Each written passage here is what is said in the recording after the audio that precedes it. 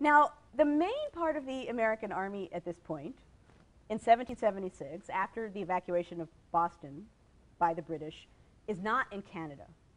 After the British evacuated Boston, Washington and the main body of American troops went to New York City, convinced that after evacuating Boston, that's likely to be where the British head, to New York City. And sure enough, that's exactly what the British do.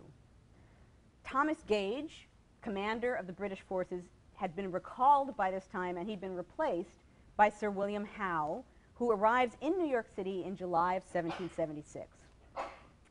Okay, so here we see another British assumption that does not play out the way in which clearly the British hope it would. I said a few minutes ago they assumed a little show of force, a little show of reconciliation, and this will end. And we've seen a little show of force. Here we see an attempt at reconciliation, the idea being maybe if we sort of extend a hand in some way, this will end. So newly installed General Howe invited an American commission to hold a peace conference with him on a boat in New York Harbor.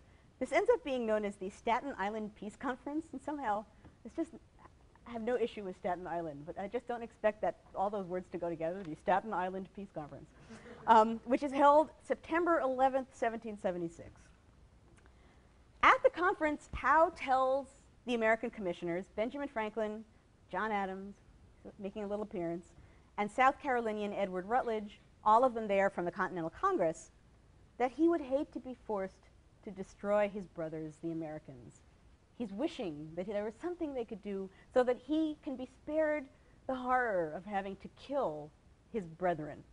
At which point Franklin supposedly responded by saying, "We will try our best to spare you the trouble." Thank you, Benjamin Franklin. Okay, that conference did not accomplish what the British wanted it to accomplish. Nothing happens as a result of the Staten Island Peace Conference. Howe also wrote to George Washington to see if he could get Washington to come to terms with the British, right? Maybe if I just deal with him personally, he'll see that I'm being reasonable and work towards ending this before it really begins. Unfortunately, this is the letter that I mentioned, yes, on a Tuesday addressed to Mr. Washington that he did not want to accept because it wasn't addressed to General Washington, the et cetera letter. So basically, Howe refuses to address Washington with his military title, and Washington refuses to accept the letter. So this does not go well either. That's just like, oops, oh well, that's an attempt that just stalls before it even gets underway.